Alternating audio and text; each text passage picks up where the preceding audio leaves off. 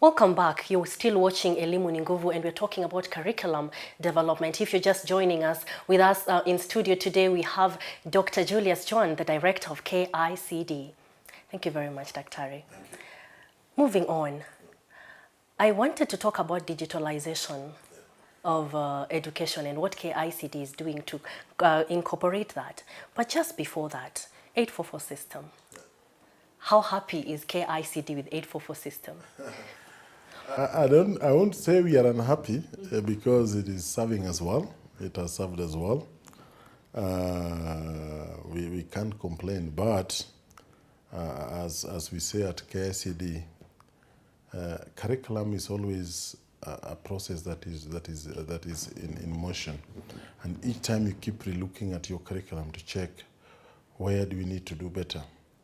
And I think at this stage, research has shown, and there's lots of data that indicates that it is not wise, probably, to keep children in primary school for a whole 8 years.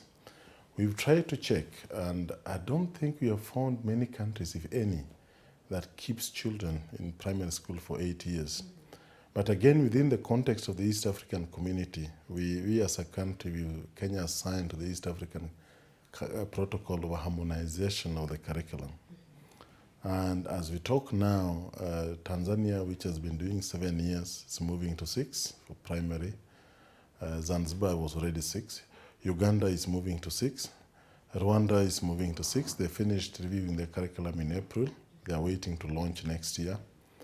And check countries across the board. Research seems to show that even in Kenya now, when the children get to age 6, especially the boys, there tends to be a slightly higher levels of dropout. There's a research that was done by World Bank that seemed to show that quite well. So we are starting to think, and when you look at the psychological development of children, when people start to getting to age 12, they are becoming teenagers. They start feeling like they're becoming big people. Yes, and once this starts happening, psychologically, in terms of education, you need to meet those psychological changes by making them feel they have moved to a different level. You expect them to engage at a higher level. So at that level, children should move to secondary school. So the provision is as a result of maturity happening earlier as compared to the years before? Not necessarily. I think probably we just didn't take time to do more research on this. But again, going back to your question on 844, I think 844 was an extremely noble idea because 844 was expected to be a more practical-oriented approach where when somebody leaves school, they have some key competencies and skills that can make them survive in the world of work. But I think with time, this got watered down. As you were saying earlier, when we dropped the practical subjects that would have given them those skills to survive in the place. Exactly. So when that then was done, then you realize that we tend to have twisted the original noble idea under which 844. And we did not accommodate for the changes that we made. So I think that is, so given a chance, and this will be asking Kenyans, because again, as KICD ours is to propose, the law requires that we have public participation, and it's a legal requirement, and politically it is also good to check. But you have a feeling that it is high time we changed even the structure of education in this country. And everything being revised, there is a digitalization aspect that is happening from all corners of the world. How is KICD incorporating this in the restructuring? Incidentally, I think we are quite ahead of the pack because as KICD, we also have the mandate of developing curriculum support materials. Within the digital literacy program, what was formerly known as the laptop project, people thought that we didn't have digital content. Now, within the digital content world, we have two aspects. We have the course materials and curriculum and supplementary materials. KICD already had the course materials, right from standard 1, 2, and then 4 up to 8. Now, what we have been doing lately is converting the standard 1 content into a universal platform. Before it was on Flash platform because we assumed that most schools would have Windows. something that can play on Windows. But as you say, with the fast-changing world, we needed content that can play on Android, can play on Linux or any other, platform, any other device, even on your phone. And as we talk now, on Tuesday, the Cabinet Secretary will be launching the converted digital content on a universal platform. We'll also be launching the training manual for teachers, because again, we do produce that as KICD. The training of teachers on ICT, and the manual and the guide. Now, why this is critical even for the training of teachers is that the digital world is a complex world.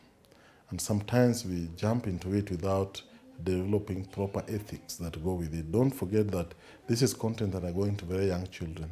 So we must develop guidelines that also indicates when we go digital, this is how far we can go at this level.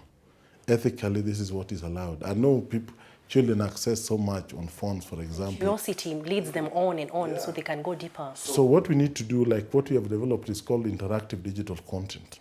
If you want to get curious, you will always find something more advanced to challenge you that will not necessarily direct you to things that probably parents would be uncomfortable. I'm sure I am one of the very many Kenyans at this point who are very fascinated by this. So are we looking at a point in time where we are going to be having teachers actually receiving essays on a laptop? Actually, reflecting on a project? one of the things that we are working on now is what we call the cloud strategy, because that is the way the world is going. We are working on the cloud strategy. And don't forget that within the digital literacy program, which is in 4 components, one of the components was the infrastructure. This one was dealing with the storages and all that, but most critically, the power connectivity. I think you've seen the president talk. Now, there's that move to have power in almost every primary school in this country. Those ones that cannot be connected to the grid are being given solar system. Now, that means that every school can actually have internet. Now, the second component of the digital literacy program is the training of teachers. That has been done, and that is still ongoing. And as KICD, we provided training guides for that. That's what I was telling you about. Now, the fourth component are the devices. The devices now are whether it is a tablet, whether it is a laptop, or whatever you use. And why it has become digital literacy program is that we decided to make it device neutral. You have the content, you can play it on whichever device that you can acquire as a school. So as KICD, maybe one time you'll take a trip and come and see what we are doing and what we have, people who can... It is amazing. And maybe just to take us to another country, Finland, for example, where they use games to teach things like mathematics. Are we being too optimistic when we imagine we'll get there? I think we'll get there. Actually, that is the interactivity that I was telling you. And from our literature and our experience, incidentally, Finland has what they call the best curriculum in the world now. They have moved on to what they call phenomena-based curriculum, where children learn within their context, within the phenomena that exists there, which works very well because of the numbers and the kind of economy that they have. But again, when we were doing our literature and benchmarking for our curriculum, we were told not to benchmark with the region. We were told to check with the best, because as a country, when you want to, I don't want to be too dismissive of the countries around, but when you want to compare yourselves with people you're playing on the same league, then really you're not, yes. So I think we are headed for a very good time. And I think basically the government has put in a lot of money. And that is why when people were criticizing what they call the laptop project, really I found it weird, because they were focusing on the device, but this is bigger than the device. And then we are also working as KICD with the other agencies involved in this. How do we sustain this beyond standard 1? But people tended to have confined it to just a device in standard 1. So I think it is we are not being left behind. Definitely we have parents who are still stuck on the conventional way of learning. Why do you think it is important for them to understand we need to go digital even on learning? I think what we need to do, and I hope we'll do it adequately with other agencies, is civic education and publicity, so that people get to appreciate that when we talk of digital literacy program, it is the future, is the way to go. But surprisingly, even when you go to the villages, you'll be surprised at how even parents who are not digital, seem to appreciate when they see their children getting digital, because it's a new paradigm, it's a new way of doing things. So we have a lot of support from the parents, just that because this was a political pronouncement, some people didn't want to appreciate it and they wanted to handle it within the context of politics. But I think it is beyond that. And just as a passing question, most of the times people have thought that those who went through the conventional way of learning with the book and the chalk and the writing are probably much tougher mentally compared to those who have it on tablets and phones. They think it's easier and probably it's not developing them intellectually. I think it is like saying that when some people were growing up, they used to walk from here to Nakuru, probably to go and visit their relatives and walk back. And now, those who are going now will board a vehicle and get there. Just times have changed. It has nothing to do with being tough or being soft. So it is really not being tough, just that times have changed. And these are the times and those are the way things are being done, and we have to appreciate that. That is it. On a very controversial question, the age of specialization. A lot of people think that when you tell learners to choose subjects in Form 2, you probably denied them so much time to probably learn more on the subjects they're interested in. So do you think probably KICD could do something with this age of specialization? Actually, that is part of what we are working on. We are looking at it differently. We are going to compete against standards and, not necessarily against one another. That means that at each age level, in each subject, we are trying to synthesize what competencies should somebody acquire at this age. Now, coming to the selection, when we go pathways, and if we had our way, this would happen in what we call senior school. When we go pathways, that is approximately age 15. People will be going into their various areas of talent. But you must give them a chance at in previous years to acquire the cross-cutting competencies that they need. They need financial literacy. They need education, citizenship, and identity. Who am I and how do I relate with others? They need skills on values and ethics. They need to know how to read and how to calculate, basic literacy and numeracy skills, so that by the time somebody specializes, they are going into a professional area, while at the same time they know that they can live with others, comfortably. They can appreciate that they're Kenyan, and that is who they are within that context. And they will appreciate that they come from different ethnic communities or racial communities, but still they are Kenyan. I think also another question comes in when you have a student who is more of an artist than a scientist. And I'm just hoping that in the reform, when you're reducing the number of years in primary school, then maybe as they approach high school, they're in a better position to branch into what their specialties are. Exactly. That is what we are doing. And then the good thing with that is that we'll have 100% transition from primary to secondary, because I know what people envisage is that each primary school should have that junior, call it what name, but that secondary component. Therefore, you all transit into secondary.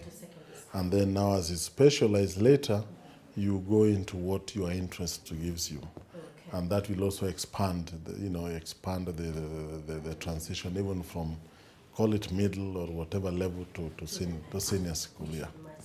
And then it will also create more pathways for people to go ahead, so that the dropout rates, people who feel wasted, should reduce drastically. Very true. Because a lot of times we felt as if we are sieving all the way to the top and leave others who we identify as waste, and it is terrible.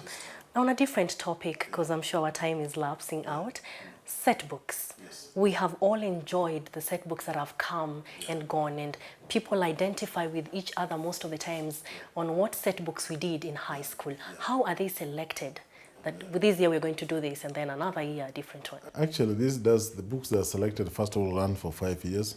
Like now we are nearly putting out a call. What we normally do is that we have a kind of general guidelines that we send out to all publishers, and it's put in the newspapers.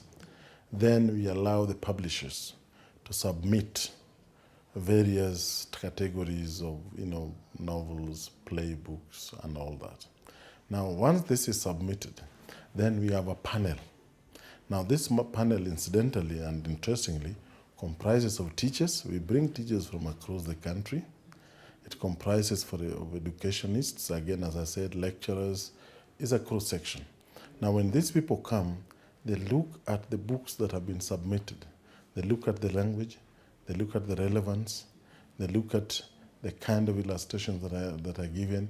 They even look at the names you have used in your book and how cross-cutting. Now they look at that this book has thematic issues that are very clear. It has a plot that is very clear, that is moving. It has characterization that brings out the key issues that relate to our society. Now, at the end of this process, each of these books is given, marks. Now, after that, then it comes to what we call the Ministerial Book Vetting Committee, which is chaired by, the Director General or Education Secretary. I'm the secretary to that committee to look at what the technical people have done. Now, from there, after certain books have met the basic benchmarks, then you decide which ones do you now want to accept to be used in schools. And as you're doing that, you also must make sure that, for example, you don't give one publishing house all the books that are supposed to be produced. You have to balance it. I mean, these people are also in business. They're in Kenyans. They are employing Kenyans. So then you choose the book. So it's a process that is quite consultative and is done after every 5 years. It's very competitive because it's big business as well. All right. Thank you very much. And I know if I close this interview without asking how to get employment at KICD, most of the viewers, especially who are students, might not be very happy. So just as we wind up, what makes up the staff of KICD? What do I need to specialize in to become an employee? Incidentally, like any other organization, I mean, you'll have all types of specializations because we currently have 3 departments. We have the Department of Curriculum and Research Services. That means in that area, we have curriculum experts in all the subjects, whether it is French, is Arabic, is German, we have all those experts in all subject areas, or call it learning areas. Then we have researchers. We have a subdivision that just deals with research. That means people who are in statistics, quantitative, qualitative research, name it, they are all there. We have people who are in ECD, specialists in early childhood learning. We have counselors. So that is one department. Then we have the Department of Media and Extension Services. That is why we have our TV, we have our radio, we have all the media that you need for learning. When you talk of ICT, people who are specialized in curriculum support materials, they are always, I've seen them, they are always producing prototypes, that people use. Then we have corporate services, whether you've done, you'll have finance department section, which has all accountants, economists, call them. Then we have, planning. We have a whole section in planning, people who deal with our contract performance, meeting of Vision 2030, just like any other. We have HR experts, because we have a HR section. So it's just like any other organization. For them to qualify. When you apply, we just take you like every other person. Thank you very much. Our time is out, Director. I'm very happy. It was an honor. I'm sure Kenyans now do not consider KICD a mystery anymore. Thank you so much. Thank you. Well, thank you very much. You have been watching ELIMU ni Nguvu from KUTV. I have been your host, Corazon Safan. On set today, we had none other than the director, KICD, Kenya Institute of Curriculum Development, Dr. Julius Joan. It is no longer a mystery what goes on behind the blocks and the walls of KICD. And the good news is we have reformation of the curriculum taking place. Our learners, all the way from those who have better motor skills, better affective skills, are going to be catered for within our curriculum. Well, very well. Thank you so much for keeping it KUTV. We'll be right here next time, the same time, and keep it here for a new experience indeed.